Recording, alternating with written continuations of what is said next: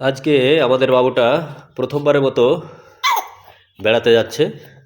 অবশ্য আমার বাসা থেকে একটু দূরে 1 মিনিটের রাস্তা আমার চাচাতো ভাইয়ের বাড়িতে একটা দাওয়াত আছে।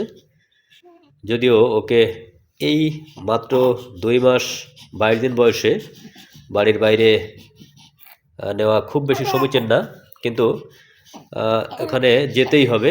এমনভাবে বললো যেতেই হবে। একে তো শীতকাল, তারপরে ও একেবারে শিশু বাচ্চা, কিন্তু যাওয়া প্রয়োজন বলে ওকে নিয়ে যাচ্ছি।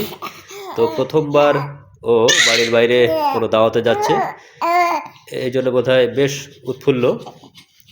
ওর মা ওকে একটা টিপ লাগিয়ে দিয়েছে, কাজল লাগিয়ে দিয়েছে, যাতে নজর না লাগে। দেখতে পাচ্ছেন,